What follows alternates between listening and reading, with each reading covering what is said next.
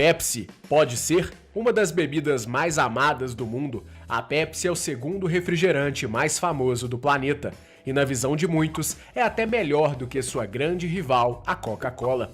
Assim como a rival, a Pepsi também foi inventada por um farmacêutico, Caleb Bradham. Tudo começou na cidade de New Bern, Carolina do Norte, Estados Unidos. Mais especificamente, no dia 28 de agosto de 1893, quando o farmacêutico conseguiu, após vários testes, desenvolver uma bebida que seria ao mesmo tempo refrescante, energética e que também ajudava o corpo na digestão. Cerca de 7 anos antes, o farmacêutico John Pemberton havia inventado a Coca-Cola na cidade de Atlanta, também com fins aparentemente medicinais, com base no extrato das folhas de coca. Na mesma linha, a bebida de Caleb Bradham também era feita com noz de cola e um composto de ervas que, segundo seu criador, ajudavam a digestão. Primeiramente, a bebida era vendida exclusivamente na drogaria de Bradham e em algumas semanas o produto conquistou a cidade, ficando conhecido como a bebida do Brad's Drink. Cerca de 5 anos depois, ela recebeu também gás para se tornar ainda mais palatável. Em poucos anos, a bebida deixava de ser somente um item farmacêutico e se tornava um produto comercializado em escala industrial. Porém, o nome não era considerado eficiente, tanto por seu criador quanto pelos consumidores, e, portanto, foi escolhido um novo nome, Pepsi Cola. Com o passar dos anos, foi divulgada a informação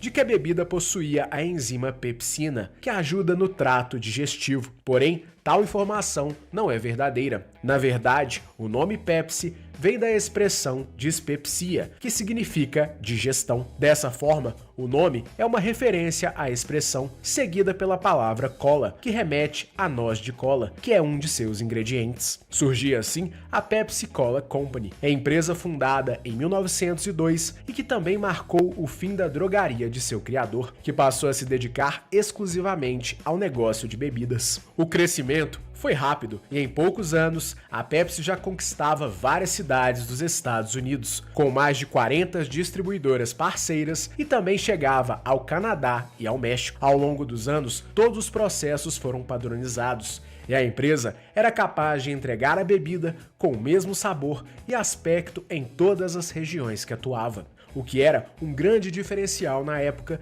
em que a padronização era um ponto fraco para a maior parte dos industriais. Na mesma linha, a Pepsi já contava com uma frota de caminhões, o que agilizava muito a logística e permitia que ela atendesse rapidamente os mercados crescentes. Esses diferenciais permitiram um crescimento vertiginoso até 1918, quando, ao final da Primeira Guerra Mundial, Caleb Bradham decidiu apostar em uma manobra arriscada para garantir a matéria-prima de suas bebidas. Na época, o preço dos alimentos oscilava consideravelmente, e temendo um grande aumento do preço do açúcar, que vinha em uma crescente, a Pepsi comprou uma quantidade enorme de sacas de açúcar, que não só supriam sua necessidade momentânea, como também sua necessidade futura. Porém, ao contrário do que Bradham havia previsto, o preço do açúcar despencou e sua aposta foi um grande desastre que gerou um rombo no caixa da companhia, criando uma dívida enorme que se arrastou pelos anos seguintes. O buraco era tão grande que nem as vendas crescentes da bebida conseguiram salvar as contas do negócio. Então, mesmo após anos de sucesso crescente, a Pepsi Cola Company declarou falência em 31 de maio de 1923, e não por falta de vendas, mas sim pelo erro de cálculo de seu criador, que tentou prever o comportamento do mercado. Totalmente quebrado, Bradham vendeu o que sobrou do negócio para uma holding por cerca de $30 mil e voltou a trabalhar como farmacêutico. Foi então que o investidor Roy Megargel conseguiu adquirir os direitos sobre a marca e decidiu apostar novamente no negócio, dessa vez na cidade de Richmond, na Virgínia. A operação levaria anos para se reorganizar e não mais atenderia outros países, sendo um negócio exclusivamente nacional. Apesar dos esforços envolvidos, o crash crash da bolsa de 1929 fez com que o negócio não conseguisse crédito para se manter e teve que fechar as portas novamente. Assim, em 1931 foi declarada a segunda falência da Pepsi Cola Company. Curiosamente, entre 1922 e 1931, a Pepsi foi oferecida não só uma, mas 3 vezes para a Coca-Cola Company, que não teve interesse em comprar a competidora, que na época era apenas uma marca falida.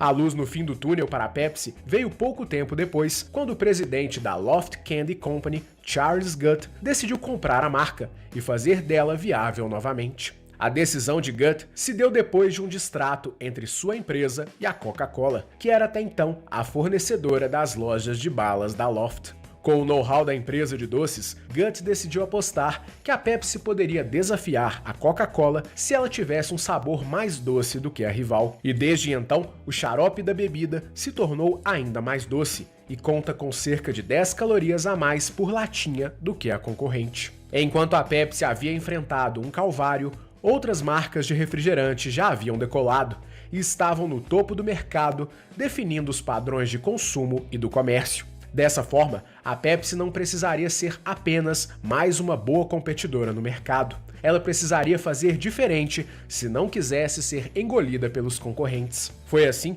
que um plano ousado foi traçado para turbinar suas vendas. Primeiro, a Pepsi decidiu contrariar o mercado. Se até então as bebidas eram vendidas em garrafas de 177 ml, a Pepsi seria vendida pelo mesmo preço, mas com 355 ml. Na ocasião, a garrafa custava apenas 5 centavos de dólar. A ideia era não só oferecer mais que as concorrentes, mas também apostar nas camadas mais desfavorecidas, principalmente na grande massa de trabalhadores que havia perdido tudo ou quase tudo durante a Grande Depressão de 1929 e que precisava valorizar cada centavo. A aposta deu certo e em pouco tempo a Pepsi se tornou a principal opção dos menos favorecidos, o que deu novo ânimo para a empresa, que conseguiu reencontrar o caminho do crescimento ainda na década de 30. Em 1934, a Pepsi já voltava à exportação ao reiniciar suas atividades no Canadá. Na mesma época, seu criador, Caleb Bradham, faleceu aos 66 anos de idade. Sucesso de vendas entre os mais pobres, a Pepsi agora tinha o caixa encorpado para dar início a outra estratégia que foi fundamental para seu crescimento: a publicidade. A empresa criou várias peças publicitárias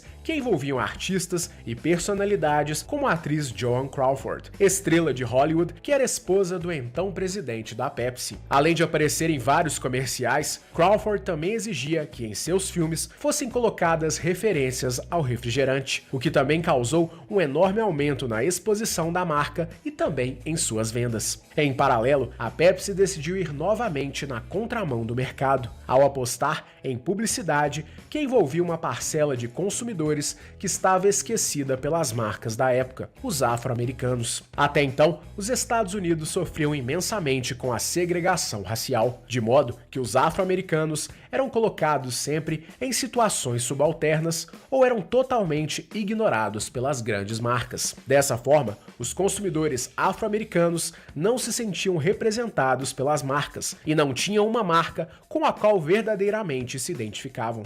Foi enxergando essa lacuna que a equipe de marketing da Pepsi decidiu apostar na veiculação de anúncios e peças publicitárias que continham afro-americanos em situações cotidianas, que reforçavam como a Pepsi era uma marca que os respeitava e que fazia parte de suas vidas. Vale lembrar que também, por conta de ser uma opção mais barata, a bebida já era um produto difundido entre as comunidades afro-americanas espalhadas pelos Estados Unidos. Dessa forma, a Pepsi conquistou os afro-americanos de todo o país e conseguiu segmentar um público fiel que se identifica com as bandeiras da marca até hoje. Não à toa, a Pepsi consegue ser a líder de mercado em algumas cidades americanas, como Chicago, por exemplo. Combinados, os esforços ajudaram a Pepsi a conquistar espaço no mercado americano nas décadas seguintes, figurando entre as 5 maiores marcas de refrigerante até então. Ano após ano, a empresa tentava algo novo para se sobressair, o que incluía novas embalagens com tamanhos cada vez maiores, novas paletas de cores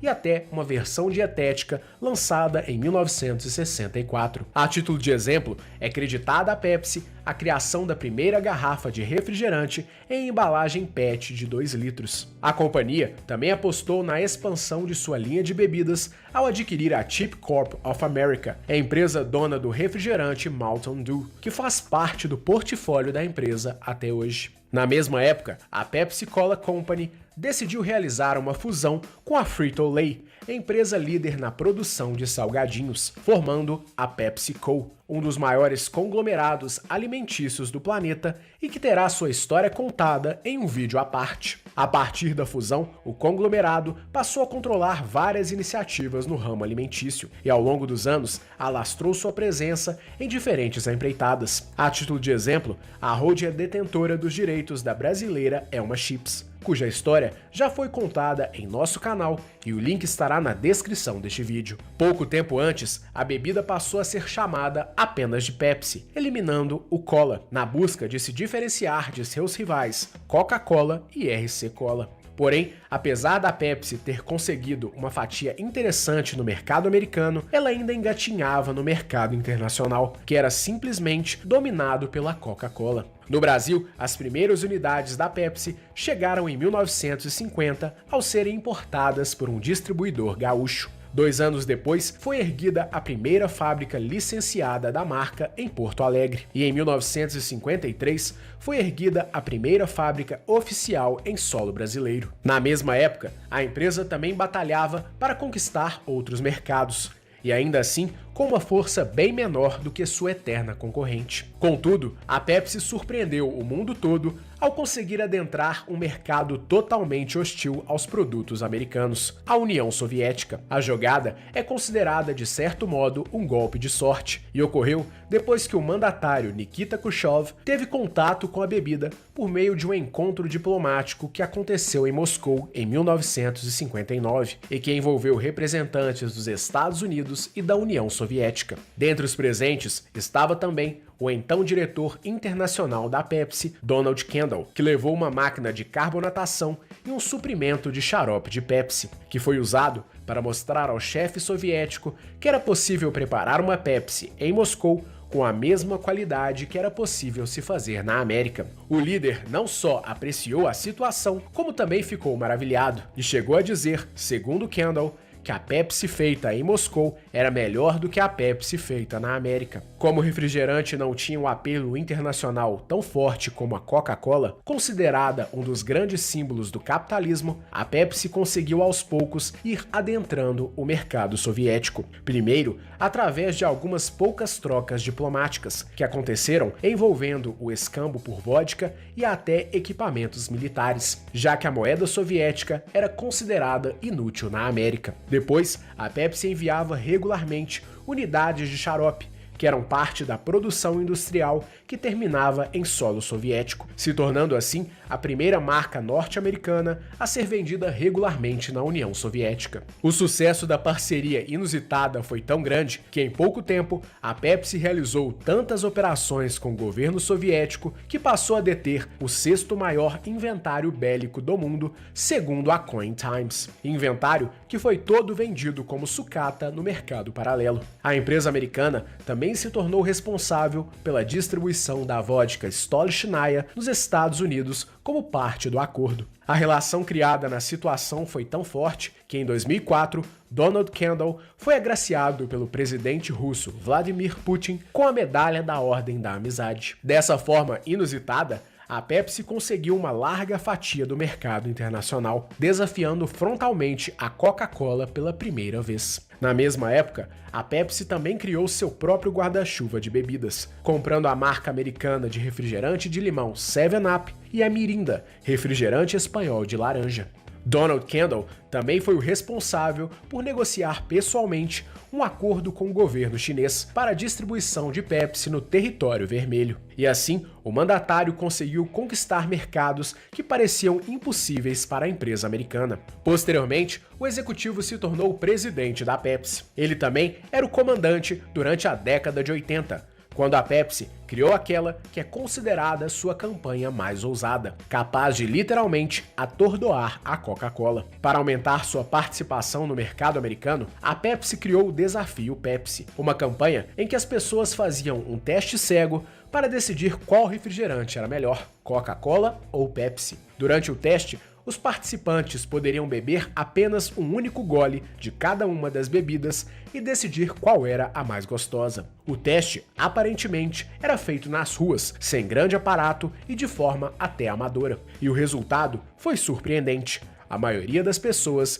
preferia a Pepsi. Para ser mais exato, 57% dos cerca de 200 mil participantes, segundo a empresa. Em nosso canal, já contamos com detalhes como se desenrolou o Desafio Pepsi, e o link estará na descrição deste vídeo. A ação se transformou em uma série de comerciais que geraram uma mania nacional, em que as pessoas reproduziam o teste por si mesmas. Graças à ação, a Pepsi conseguiu aumentar vertiginosamente as suas vendas nos Estados Unidos. Se antes, no mercado americano, a bebida ficava muitas vezes atrás de concorrentes como RC Cola e Dr. Pepper, a partir da ação, a gigante passou a figurar definitivamente no segundo lugar do mercado de refrigerantes dos Estados Unidos, com larga vantagem em relação aos antigos rivais. O sucesso do desafio foi tão grande que a empresa também conseguiu clientes da Coca-Cola, fato que levou a Coca a tomar a pior decisão de sua história, e que nós já contamos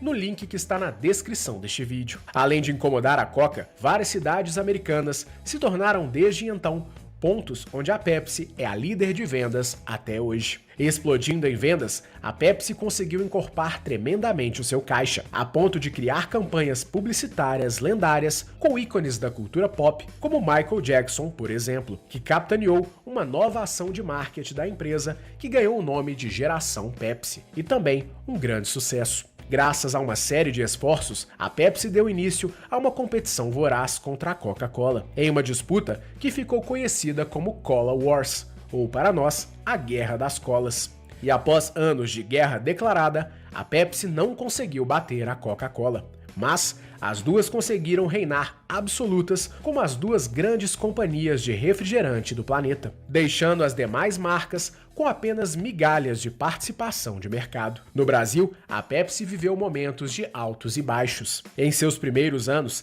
a bebida foi muito difundida na região sul do Brasil, mas encontrou dificuldades para conquistar outras regiões durante as décadas de 60 e 70. A primeira grande explosão veio a partir da década de 80, quando a empresa se associou à Brahma, que possibilitou a chegada da marca nos principais centros do Brasil. Ainda assim, a operação foi deficitária, e os direitos da Pepsi no Brasil foram vendidas para a Argentina Baeza em 1994. Porém, 3 anos depois, a empresa argentina entrou em processo de falência e foi comprada pela Brahma, que recuperou os direitos de distribuição da linha Pepsi no Brasil. Em 1999, quando houve a fusão definitiva entre a Brahma e a Antártica, criando a Ambev, a gigante passou a deter também os direitos de distribuição da linha Pepsi no Brasil, em uma parceria que existe até hoje, e que colocou a gigante americana em um guarda-chuva com sucessos nacionais como a soda limonada, a suquita e o Guaraná Antártica. Nos anos seguintes, a Pepsi teve sucessos no Brasil,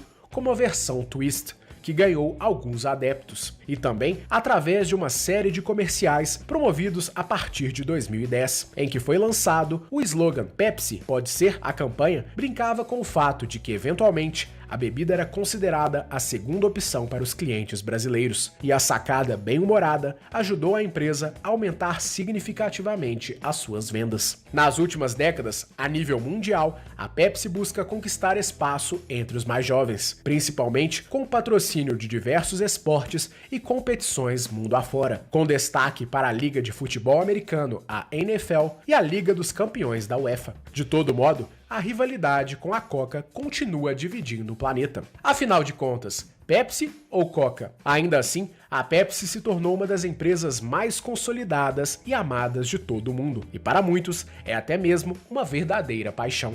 E por conta disso, a história da Pepsi é mais uma história de sucesso que merece ser contada em nosso canal. Lembrando que estamos produzindo diversos conteúdos gratuitos sobre empreendedorismo em nosso canal. Para continuar recebendo o nosso conteúdo gratuito, se inscreva em nosso canal e acione o sininho das notificações para receber as nossas atualizações. Esperamos que você tenha gostado, um grande abraço e até a próxima!